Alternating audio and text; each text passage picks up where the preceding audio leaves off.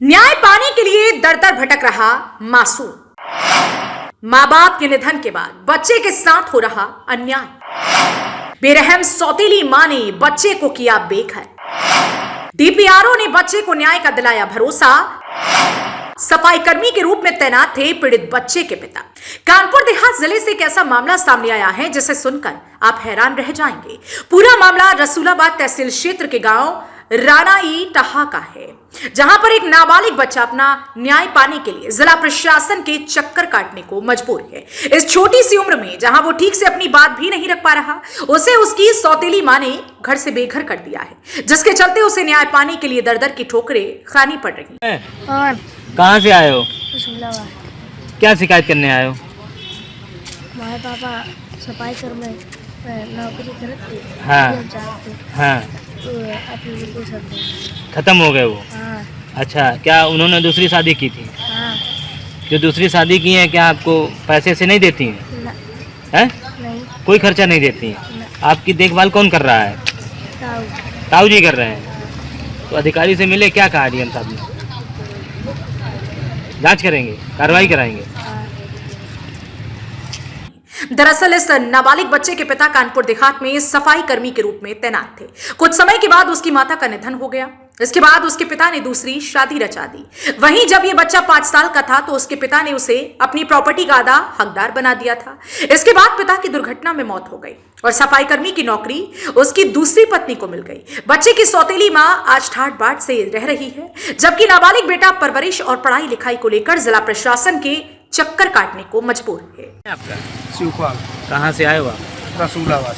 क्या मामला है? बच्चा आपके साथ में कौन है ये बच्चा? ये बच्चा हमारा भतीजा है। भाई हमारे एक्सपायर हो गए हैं और उन्होंने बहू के एक्सपायर होने के बाद में वो वसीयत लिखा ली थी उसकी शादी करने की। ये बच्चे की? हाँ। क्या?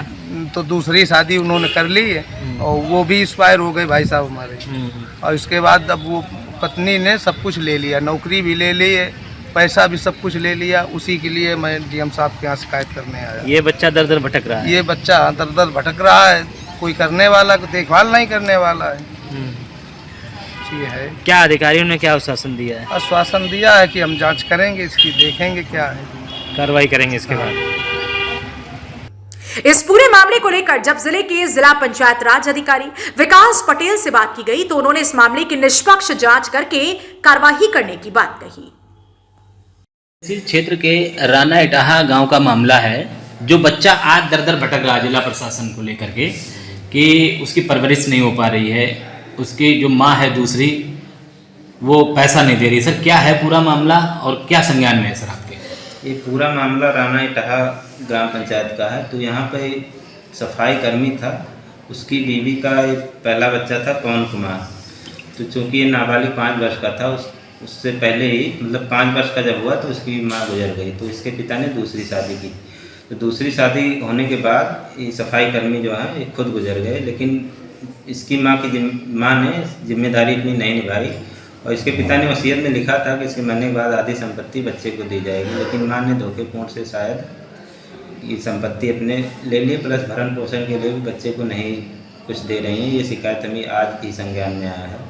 तो इस मामले की निष्पक्ष जांच की जाएगी और जो भी कार्य प्रक्रिया होगी वो मेरे स्तर से कार्रवाई की जाएगी ताकि बच्चे को न्याय मिल सके। इस वक्त खड़े हैं कानपुर देहात के जिला अधिकारी कार्यालय के बाहर। हम आपको बताना चाहेंगे कि पूरा मामला रसूलाबाद तहसील क्षेत्र के राना इटाहा गांव का है, जहां पुत्र की पहली मां की मौत होने के बाद पिता ने दूसरी शादी रचा ली थी और बेटे को अपनी संपत्ति का आधा वारिस बना दिया था और इसके बाद दूसरी पत्नी से शादी रचा ली थी। लेकिन अब पिता की मौत होने के बाद दूसरी पत्नी इस बच्चे को ना तो परवरिश कर रही है और ना ही पालन पोषण कर रही है, जिसको लेकर अब नाबालिग बच्चा जिला प्रशासन के चक्कर काटने को मजबूर है। पूरा मामला जब इस प्रकरण को लेकर डीपीआरओ से बात की गई तो उन्होंने जांच करके कार्रवाई करने की बात जरूर कही है। कैमरामैन प्रदीप के साथ विपिन कोहली, यूपी की बात, कानपुर देहात।